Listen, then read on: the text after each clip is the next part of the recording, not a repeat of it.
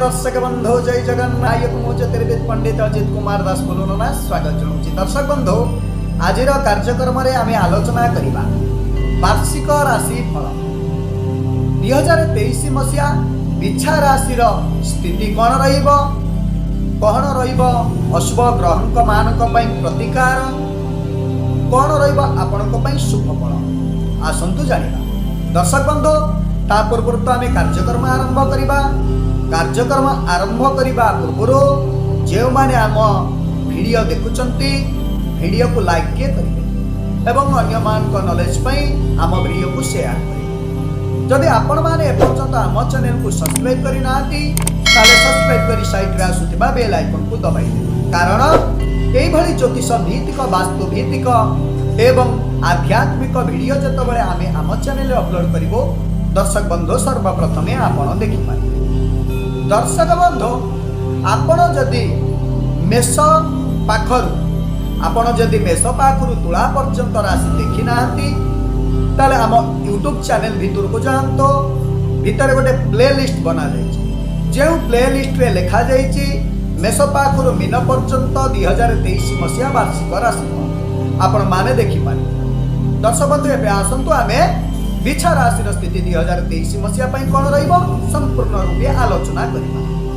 दर्शक बंधु 2023 मसीहा इंग्राजी नववर्ष केमिति कटिब बिछा राशि आबला वृद्ध वनिता मानक कौन रही ग्रह मानकर फलाफल केमिति करिवे अशुभ ग्रह मानक प्रतिकार आसंतु दर्शक बंधु जानिबा। दर्शक बंधु नुआ वर्ष अर्थात जीवनर नुआ नुआ योजना और स्वप्न यही नुआ वर्ष सहित एक आशार डोरी बांधी हुई था। यही आशारू ही जिज्ञासा सृष्टि हुए। यही नुआ योजना और स्वप्न को नहीं अनेक प्रकार प्रश्न मनरे सृष्टि हुए, जेपरिक कैरियर किपरि हेबो, शिक्षा क्षेत्र में किपरि हेब, स्वास्थ्य किपरि रहिब, पारिवारिक और वैवाहिक जीवन किपरि रहिब, एहिपरि अनेक प्रश्न मनरे आसी थाए। दर्शक बंधु समय सबुबले समान न थाए दर्शक बंधु, किंतु समय आसीबा पूर्वर घटना गुड़िक विषय रे जानी प्रत्येक समस्या को सामना करने को साहस और धैर्य एकजुट कर लड़बार क्षमता को प्रथमे विकसित करने आवश्यकता। तेरे आसतु जानिबा प्रथमे 2023 मसीहा बिछा राशि राशिफल अनुसार जीवनर शुभ अशुभ फलाफल विषय। दर्शक बंधु आपण माने देखिबे बिछा राशि रे स्थिति कौन रहुची जानतु। वर्ष आरंभ धनु राशि रे रवि बुध, मेष राशि रे चंद्र राहु, वृष रे मंगल, मकर रे शनि शुक्र, मीन राशि रे गुरु, तुला राशि रे केतु थिबा समय रे वर्ष चक्र आरंभ हेउछि। गुरु 2023 मसीहा अप्रैल मास 21 तारिख रे मेष राशि को गमन करी वर्ष शेष पर्यंत रही। 2023 मसीहा जानुआरी 17 तारिख रे शनिदेव कुंभ राशि को गोचर होई वर्ष शेष पर्यंत अवस्थान करी, जा फल रे बिछा राशि जातकों 2023 मसीहा रे शुभ परिणाम मिलिबो, जा फल रे कैरियर आर्थिक राजनीति पारिवारिक और शिक्षा क्षेत्र में अत्यंत शुभ फल प्राप्ति हेब। गत वर्ष तुलन में ए वर्ष अधिक टंका रहिबा। आपण मुख्यतः सुना अलंकार किनि पारिबे। गुरु संतान भाव रे थिबारु सुतार्थ लाभ नवपंचके शुभ सूत्र रे संतान भली द्रव्य प्राप्ति हेब। संतान संततिक शुभ संवाद शुणी वर्ष आरंभ रे पिला मानकर भविष्यत विषय रे चिंता करी किछि पुंजी निवेश करि पारंती। अचानक धन लाभ होई आर्थिक परिस्थिति आपनकर बहुत भल रहिबो। जगह जमी बासगृह और जानवाहन क्रय करिबार सुविधा पाइबे। मानसिक शांति मिल छात्र छात्री माने उच्च शिक्षा लाभ पाई प्रस्तुत हे विद्यार्थी माने निजर उद्देश्य को सफल करिवार सक्षम हे शिक्षा क्षेत्र में मानसिक एकाग्रता बजाई रहिबा जोगे आपण आनंदित हे नूतन व्यवसाय योजनार शिलान्यास कले ताहा दीर्घस्थायी हेब निकटस्थ व्यक्ति साहाय्य करिबा द्वारा व्यवसाय रे सफलता मिलिब ओ कर्मचारी माने बेसी उपकृत हेबे व्यावसायिक आय वृद्धि पाइबा सह व्यवसाय रे विस्तार होई पारिबे तथापि सेथिपई आपनकु कठिन परिश्रम करिबाकु पड़िबो विशेषतः चिकित्सक रसायन ज्ञान औषध निर्माण को विक्रिय करुथिबा व्यक्ति माने विशेष लाभान्वित हे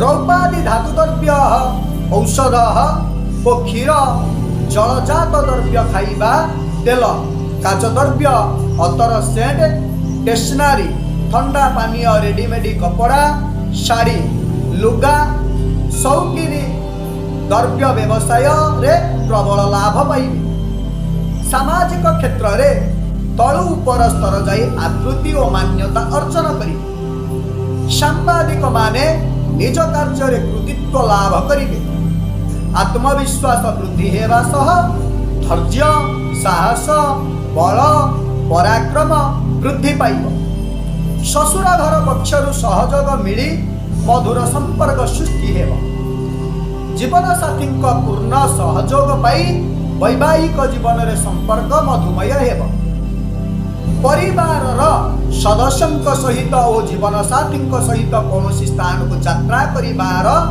संभावना रही परिवार सदस्यों स्वास्थ्य भल रहिबा परिवार रे कौन व्यक्तिंकर नूतन कर्म नियुक्तिर सुजोग अछि ओ निज बा निजे मध्य नूतन कर्म नियुक्ति पाई पारि परिवार योजना मुताबक काम कले कौन प्रकार असुविधा हेब नाही प्रेमिक प्रेमिका माने प्रेम क्षेत्र रे उन्नति पाई प्रयासरत हेबे आमोद प्रमोद मनोरंजन नृत्य गीत मौज मजलिस रे मजी रहिबे अविवाहित युवक युवती माने विवाह करिवार सुजोग पाइबे राजनीति क्षेत्र रे संघर्ष द्वारा सफलता मिलिबो राजनीति क्षेत्र रे उच्च पद पदवी मिलिबा सह नूतन संपर्क सृष्टि होई जन समाज रे मान सम्मान वृद्धि हेबो जेउ क्षेत्र रे कर्म करूछंती अचानक भाव रे बाहर को जिबार संभावना अछि कर्म क्षेत्र रे उच्च अधिकारी और वरिष्ठ व्यक्ति सह सुसंपर्क फल रे कर्म उन्नति हेबो समस्त गुरुत्वपूर्ण निष्पत्ति नै सफल हेबे राहु आपणकर षष्ठ भाव रे रहुथिबारु रोग ऋण शत्रु नाश करिवे दर्शक बंधु शारीरिक पीड़ा दूरे जाई स्वास्थ्य संबंधी समस्या को नहीं मन संतुष्ट रहिबा भ्रमण प्रकाशन संगठन अनुसंधान कार्य रे लाभ पाइबे क्यारियर क्षेत्र रे कर्म भाव रे भल स्थिति रे रहिबा अटकी जाइथिबा धन उधार देइथिबा टंका ऋण करिथिबा अर्थ सहजरे हस्तगत हेब कला साहित्य क्रीड़ा चलचित्र तथा अनुष्ठानिक काम रे प्रशंसा मिलिब शिक्षा क्षेत्र रे परीक्षा परिणाम अनुकूल हेबा जोगे बंधु बांधव निकट रे गुरुजनक ओ प्रिय लोकंक पाखरे आकृति हेबे किंतु दर्शक बंधु मने रखिबे ग्रहराज शनिश्चर सुख भावर स्थिति किछि मात्रा रे शारीरिक समस्या देखा दे पारे जे कौनसी शारीरिक समस्या को अवहेला न करिबा उचित राति रे अनिद्रा बा राति रे निद्रार अभाव जंती न हेब सेति प्रति ध्यान देबे बाहर खाद्य पदार्थ ठारू दूरे रहिले आपणक पई 2023 मसिया स्वास्थ्य समस्या ठारू आपण दूरीभूत पाइबे बा बाहर खाद्य पदार्थ ठारू आपण जेते दूरे रहिबे ଆପଣଙ୍କ ପାଇଁ ସେତେ ବହୁତ ଭଲ ହେବ। ନିଜର ବ୍ୟବହାରକୁ ସଂଯମତା ରଖନ୍ତୁ, ନତୁବା ଗ୍ରହ ଯୋଉ କୁହନ୍ତି ଗ୍ରାହକଙ୍କ ସହ ତର୍କ ବିତର୍କ ହେବା ଫଳରେ ବାଣିଜ୍ୟ କ୍ଷେତ୍ରରେ ବିଶେଷ କ୍ଷତି ଘଟିବ। ଧ୍ୟାନ ଦେବାକୁ ହେବ ଯେ ଅତି ଶୀଘ୍ର କିଛି ନ ବୁଝି ନ ସୁଝି କୌଣସି ନିର୍ଣ୍ଣୟ ନିଅନ୍ତୁ ନାହିଁ। ଦର୍ଶକ ବନ୍ଧୁ, ଯଦି ଆପଣଙ୍କର କିଛି ଆମେ କହିଲୁ ଅଶୁଭ ଗ୍ରହମାନଙ୍କର ମଧ୍ୟ କିଛି ଦୃଷ୍ଟି ଅଛି, ସେଥିପାଇଁ ଆପଣ ସେଥିରୁ ରକ୍ଷା ପାଇବା ପାଇଁ ଆପଣ କ'ଣ ପ୍ରତିକାର କରିବେ? ନା ପ୍ରତିକାର ଦର୍ଶକ ବନ୍ଧୁ କ'ଣ ରହୁଛି? ନା ପ୍ରତିକାର ରହୁଛି ଅଶ୍ୱତ୍ଥ ବୃକ୍ଷ ମୂଳରେ ଗୁଡ଼ ଥୋଇ ପ୍ରଣାମ କରନ୍ତୁ ଓ ପ୍ରଦକ୍ଷିଣ କରନ୍ତୁ। 2 ନମ୍ବର ପ୍ରତିକାର ଆପଣଙ୍କ ପାଇଁ ଦର୍ଶକ ବନ୍ଧୁ କ'ଣ ରହୁଛି?